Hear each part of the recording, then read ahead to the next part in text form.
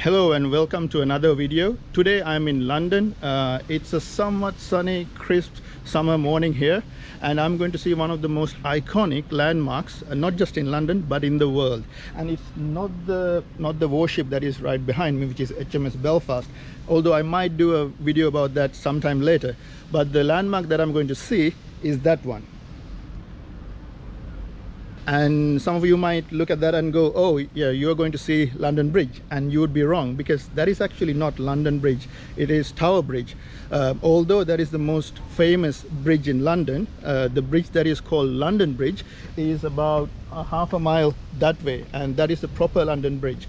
Anyway, you can actually go up those towers and then walk across the walkways. So that is what I'm going to do. But obviously we are living in a post coronavirus world, and the coronavirus hasn't gone away completely. So there are some social distancing measures implemented inside the bridge, and some of the attractions, some of the displays might be closed today, but there is still a lot to see and a lot to learn about the bridge, its history and its current function. So let's go and check it out.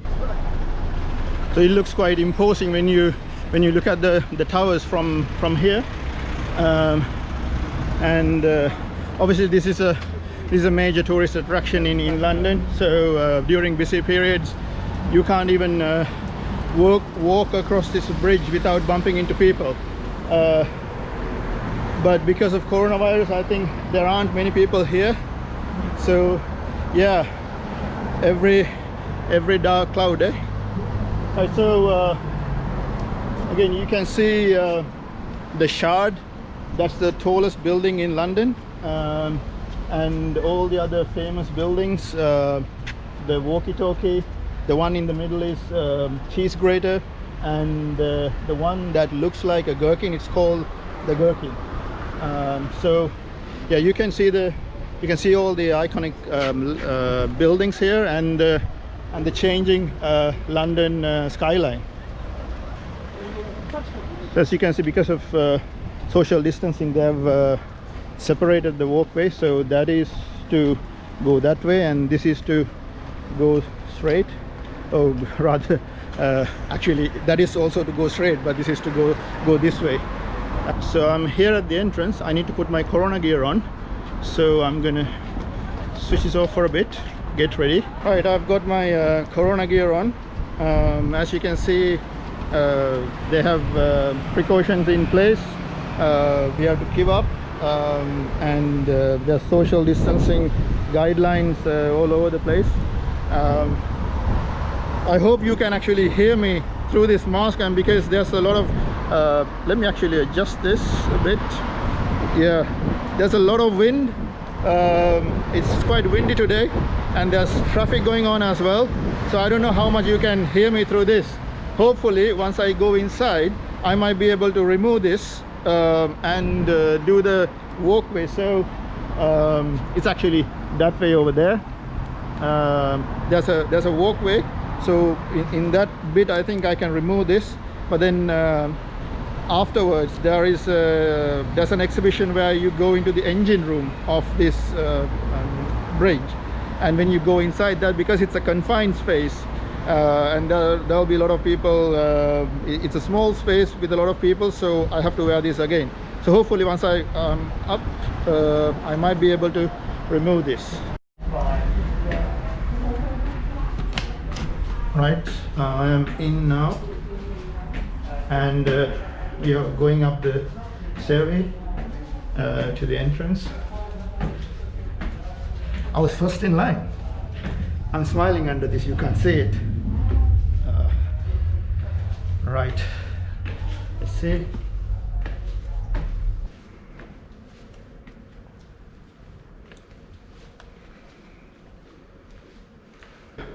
These are actually the divers who dug underneath the riverbed to build the towers for the bridge. And there's more upstairs, so I'm gonna go up.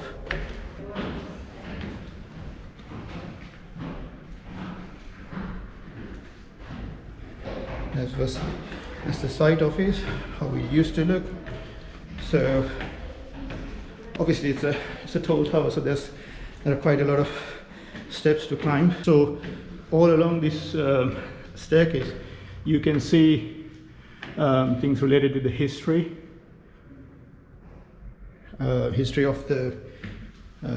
this bridge. So height of the walkways, you know, the walkways that are across the two towers, so that's 33.5 meters above road level. Height of bridge 63 meters from road level to the top of the towers. I'm a bit out of breath after climbing these stairs, and there's more stairs to go, more stairs to climb. So Corona lockdown and the lockdown eating and slacking hasn't done well for me, and that's the most important date. Tower Bridge opens on the 30th of June 1894. So all along this staircase you can see how it started. You know, right at the bottom you had the diver's suit, how they used to dive down to the riverbed and excavate to build those towers. And then we saw the site office, etc. And then finally, when you get to the top level, that's when the bridge was opened. Right, I think this is the top. Hello. Good morning. You come to the top? Yes, thanks.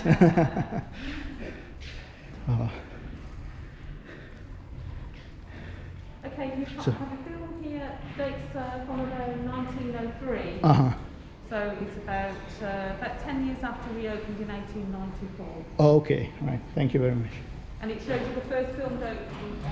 Right. And the bridge still opens, right? Yeah, we open on demand. Yeah, Oh, so okay. it's requested. Right, They okay. only give us 24-hour notice. Okay. Thank you very much. So yeah, this is how it used to look like after the bridge was initially opened. And there it is. You can see the bridge opening.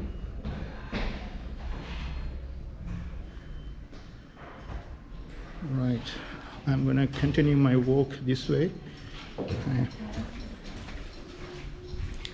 So now I'm in one of the walkways. So as you can see, this is one of the walkways, and on the other side there is the other walkway as well, but I think that is closed at the moment. And you can see the London skyline from here. So I don't know whether I will. I have already included that footage when I make this video, but I spoke about the London skyline and some of the buildings when I was walking here. But actually here there is a nice and easy graph which helps you to identify the buildings. So as you can see, so those are the buildings, and that's the walkie-talkie. As you can see, that building over there, and then you have the Gherkin, which is the building over there, and then in the middle, you know, next to this sort of triangular building, you can see there's a building.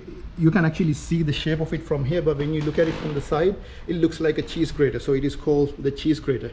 And over there in the distance, that building that looks with the dome there, that's St. Paul's Cathedral. And right at the far in the distance, you can also see another sort of a solitary tower, and that's called the BT Tower, or at least that used to be called the BT Tower. So luckily I managed to come in here first, and there's the glass floor. So you can actually see you're over the river.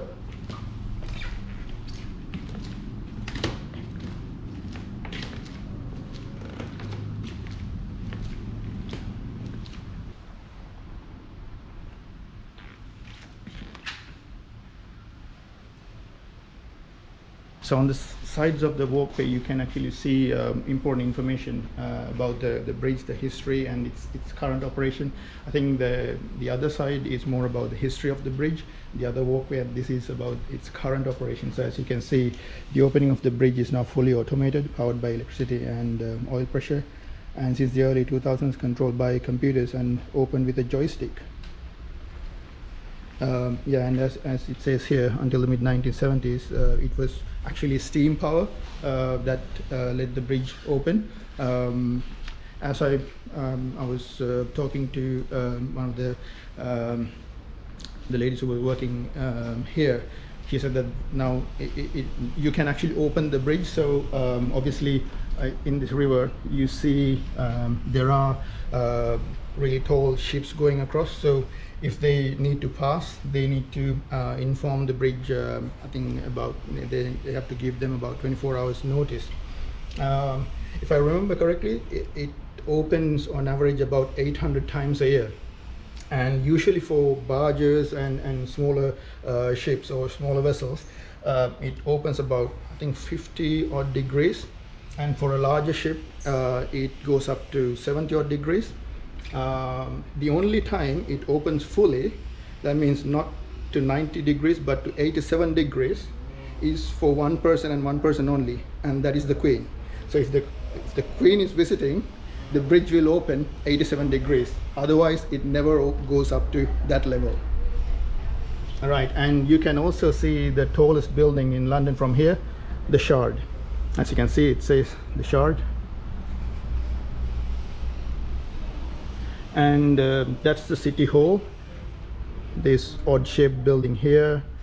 And so South Bank, so that's the south bank of River Thames. It's famous amongst walkers and also joggers. It's a nice river bank to go for a jog or a walk, and there are some really good eating places around there as well. And the ship that is stationed there is HMS Belfast. I don't think it is in service anymore. It used to be in service, and now it is being you can actually go inside and look at the ship, so it's more like more of a tourist attraction now. And so I'm going into the next level now. Unfortunately, the other walkway is now closed because of the coronavirus. So the next stop will be the second level on this side, and then the engine rooms. But before I go there, I want to show you what we have here. So as you can see, there are some sculptures depicting how the workers used to work when they were building the bridge. Obviously you saw on those glass floors you know, how high up this is. So these workers used to work that high up without anything underneath. And you can see some old photos of how the bridge used to look like, when it was constructed, how people used to work.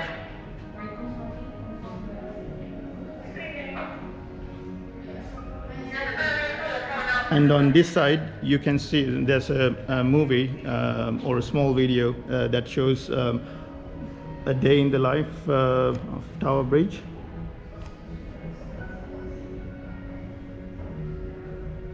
So that's where I'm going to go next, the engine room. Right, let's go and check out the next level and the engine room. So when I was climbing up, I could see the history, how the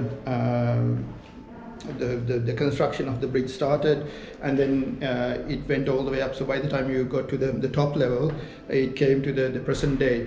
And here, when you're going down the stairs on the other side, you can see how from that beginning, how once it opened, how it kept changing. So in 1976, steam engines replaced by electrical engines and oil hydraulics. And as we saw up on the walkway, now it is all computerized, and you can actually open the bridge with a joystick.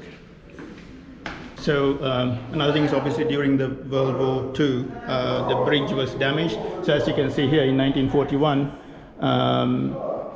it suffered some damages, but miraculously the bridge survived without suffering too much damage.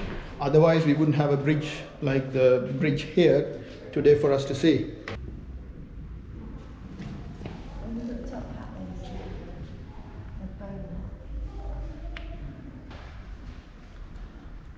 Sorry, are these one of the original blueprints? Yes, This so one? they found the original blueprints and blew them up. Uh-huh. So you can see. Okay, on the floor as well. Yeah, I didn't notice that. So someone found these at the National Archive. Oh, okay. Been away for a while. Okay. It's lucky we found them. Right. Yeah.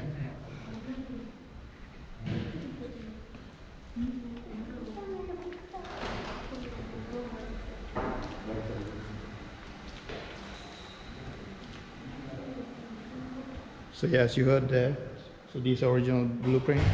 Someone found them in the National Archive, and they've expanded them, and you can see it on the floor and on the walls as well. I think there were about 7 contractors involved in the original building of the bridge. So it's quite fascinating, you know. This opened in 1894, and to find those blueprints all those years later is quite a fascinating discovery. Right, onto the engine room. Right, okay, I'm outside again. I've got my Corona gear again because now I'm going to the engine room, which used to power this bridge when it opened up. And as I think I mentioned that earlier in the video, so it's quite a confined space. So I have to wear this mask because now it is obviously for my and everyone's safety, and also now it is compulsory for us to wear them inside shops, etc. So I have to follow this blue line to get to the engine room, which is what I'm going to do now. The sun has come out, which is a rarity here in London.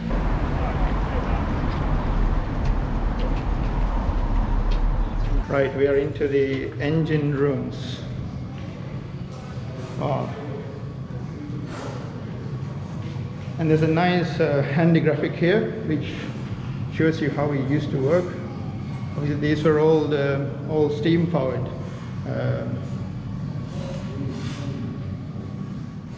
That is quite a handy graphic. There you go. So they're putting coal in there and the steam. I'm actually trying to explain this like an engineer, but I have no clue. I'm not an engineer, but I'm trying to figure out, looking at the graphic myself. But those are the pistons I get. There you go. So when the steam is coming through, it pushes these up, and then it opens the bridge.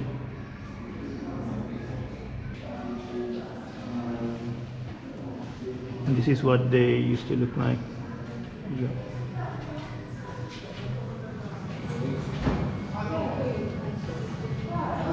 So that same computer generated graphic, you can see a sort of a model here.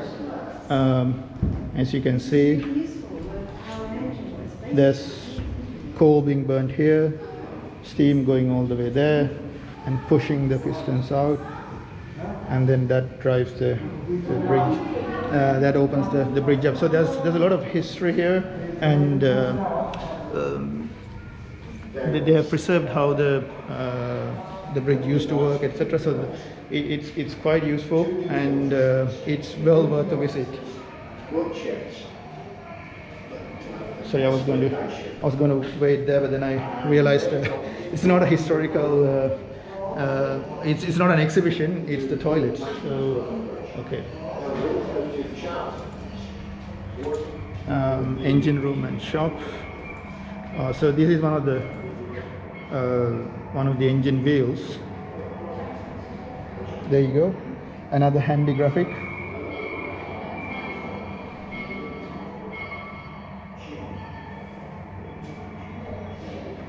$360 horsepower each.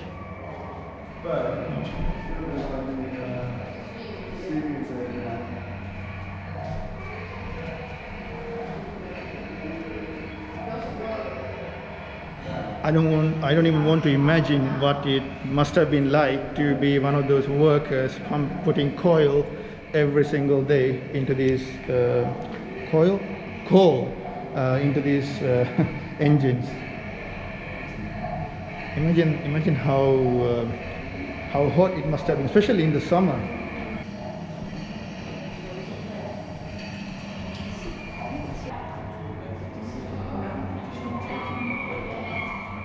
So these are some of the tools that were used. Again, you would probably need the mountain from Game of Thrones to use one of these and tighten a nut. More tools here.